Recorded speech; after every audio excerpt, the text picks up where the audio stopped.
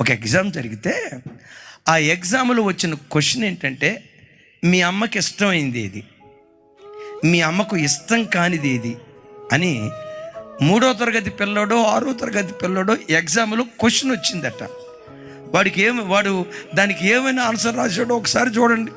My mother likes sunflower, my mother likes black colour, my mother does not like grand father and grand mother. మా అమ్మకు బాగా ఇష్టమైంది sunflower, మా అమ్మకు బాగా ఇష్టమైంది బ్లాక్ కలర్, మా అమ్మకు అస్సలు ఇష్టం ఉండింది మా తాతయ్య మా నాయనమ్మ. ఏమనుకోకరు తల్లి, ఒకవేళ నీ పిల్లల్నే కనుక ఇదే క్వశ్చన్ అడిగితే వాళ్ళు ఏం రాస్తారు? యోసేపు తండ్రిని ఎంత ప్రేమగా చేర్చుకున్నాడో చూడండి.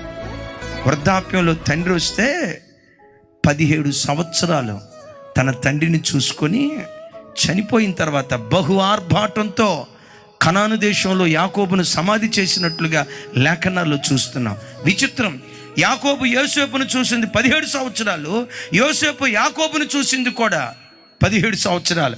దీని అర్థం ఏంటో తెలుసా? తండ్రి రుణం తీర్చుకున్న కుమారుడు ఆయన. తండ్రి రుణం తీర్చుకున్న కుమారుడు ఆయన. ఎలా తీర్చుకున్నాడు? అన్నల రుణం తీర్చుకున్నాడు, తండ్రి రుణం తీర్చుకున్నాడు. అందరూ రుణం ఎందుకు తీర్చుకున్నాడో తెలుసా? యోసేపు ఎముకలు ప్రేమతో నిండుకున్నాయి, ఆప్యాయతతో నిండుకున్నాయి, అనురాగంతో నిండుకున్నాయి. ఎప్పుడు మన ఎముకలు ద్వేషంతో కాదు, అసూయతో కాదు, శత్రువు కూడా ప్రేమను పంచగలిగే ప్రేమ ఆప్యాయతలతో మన ఎముకలు నిండుకునుగా.